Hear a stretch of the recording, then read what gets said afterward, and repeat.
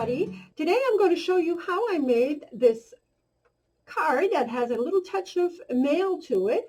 Although females do the same type of work as male do. This is a little bit of industrial, more industrial, I guess is the kind of we would put for this card. And I'm going to show you how to do it and how simple it is. You're going to need a card base. This particular card base is 4 by 5.5 because I bought them pre-cut, but normally you would have it 4 1/4 by 5.5. Now this is for the layer and my first layer, is going to be, if it's 5.5, I'm going to cut it down to 5 1/4 by 3 3/4. I'm just going to take a 1/4 inch off the actual size of my card. And my next step is that I am going to take this and I'm going to attach it on. And it's simple. If you use your liquid glue, just make sure that it's flattened. When you add your glue, that it's flat. Maybe you rub it with your fingers or something. That way there, what's going to happen is that it won't leave a ripple underneath because they're so touchy, these papers, and you wouldn't want a lump and stuff like that. So that's as simple as that. This is side one. I better make sure I put the right side. Now, to create the top part of the layer, which is done with metallic paper, I've already run it through my Big Shot, and the metallic folder that I use, I'm not going to turn that over to give you guys too much glare if I can, is a Tim Holtz 3D Sizzix 3D texture fade, and the number is 662717, and it's an A6 size, and it says 3D embossing folder. So it's really simple. They're thicker than normal, and they're really nice quality. But Tim Holtz, everything Tim Holtz does is pretty much, it's good quality. So I've already embossed this for sake of time. And then all I did was take my good old dimensional tape, and this particular dimensional tape I get from our local Dollarama store at $4, and you get so many yards of it, I forget because I threw the wrapper out, but it's very economical to purchase. And I purchased this, mine was in the aisle where they sell light bulbs and stuff, so I'm not sure if your local Dollarama store would have it there, but mine did anyway. So now I'm just going to remove this. We'll remove this one. Whoops. They're simple to remove. They're sticky. Oof, are they ever sticky. And it'll rip like that if you don't cut it up with scissors sometimes, because what happens is I pull on it and it kind of stretches it apart, but it doesn't matter. It still works really well. So now I'm going to layer this one on top. Oh, that's right. This one's going to be too long for me. So I'm going to measure it, and this here I went at 5 1/4. So this here, I'm going to have to take my ruler off or I'll get it all gucky. To cut this, I'm using my We Are Memory Keepers little not scoreboard, but guillotine board here, and I absolutely love it. Love it. I'm sorry I haven't had it longer, but I guess I'm going to take advantage of it while I have it now. And because I've had it for a while now, and I don't know how I did without it.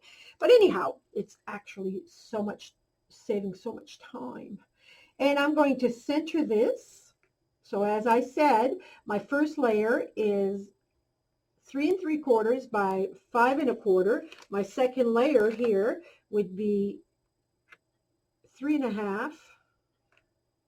I have such a hard time laying it straight. 3 1/2 by 5 inches across. Now that it's done, I'm going to flip it over to help you, to save you guys on your eyesight. Yes, maybe if I tilt it a bit, it won't be so glary.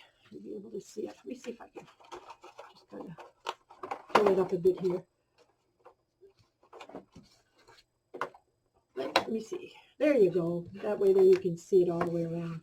So now I'm going to now we've layered all this part, and what I did, I just sponged it with Tim Holtz again, Distressing Vintage Photo, the popular vintage photo, and all I did was ink all the way around. I like a rusty kind of dirty looking card because I'm visualizing this card for someone who works in a garage or something like that, and they love the outdoors, so it's going to be a little bit masculine. So now I'm going to cut now a piece to make my sentiment. And again, I'm going to use a piece here, and I'm going to cut that by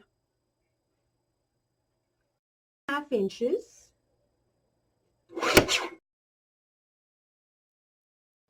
3, I believe I have it. I better measure this. I've done this. I forgot how long I had it. I believe it's 3 inches. Nope, it's 4 inches. 1.5 by 4 inches. That is 2 inches. No, 1.5 inches. I was right. Correct. So 1.5 inches by, so let me cut it here at 1.5. It is cut by 4. Right here. And then I need a piece of silver, which is going to be 1/4 inch smaller. So I'm going to go at, I'm going to cut this piece at 3 3/4 by 1 1/4. Like this. This is going to be this layer here. And now for my third layer, I'm going to use just a white cardstock, and I'm going to cut this one at 3 1/2 by 1 inch. And that should layer right out. So all I did at this point was, because I used a dimensional on the silver embossed piece, I thought I would leave the sentiment flatter in order to be able to not make it mailable, is what I'm trying to say. So now I'm going to put in the happy birthday, and I've got Stampin' Up! Midnight Muse is what I'm going to use for a color. And it says happy birthday. That is from a set of stamps called The Great Outdoors, I think. I'm not quite sure what the name of it is right offhand. And I'm just going to stamp this the best that I can, like that. And then I took out another piece here, and which is a heart, and I just added the heart. That comes from the Stampin' Up! Set, which is called a work of art. Yeah, a work of art is what I took the little heart from there. And now I'm going to attach that on top of my layer. What did I do with my layer? Right here. I tend to misplace as I work, which is nothing new. There you go. We all do that, right? So now I'm going to set this right in the center, because everything has been cut about 1/4 inch, so they're all cut up the same way. And I'm going to add some adhesive to the back. And there you go. This card is almost done, and I'm going to center it. You could add it to the side if you want. As a matter of fact, I'm going to do that right now just to show you a difference. So this is like so. And on the inside, you can use whatever you would like. But I used the other stamp in the work of art that says, you are a fabulous work of art. And I really like that sentiment. It might be because I'm artistic, I don't know. But I'm going to take this, and I'm just going to center it the best that I can. There you go. You are a fabulous work of art, and the card is done. It's all finished. It's as easy as that. Now, on this one here, I did use the sponge around the sentiment, and this one I didn't. If you notice, this one here is a little bigger than this one here, is because this one here I cut out at 2 inches, and this one here is only, it comes down at 1 inch. So, but it's still same thing, just one is a little bigger than the other. So I've enjoyed doing this card tremendously. I hope you've enjoyed it too, and stick around, because we will be having more cards in the very near future. Have yourself a great day, but most importantly, this is Yvonne signing off, and be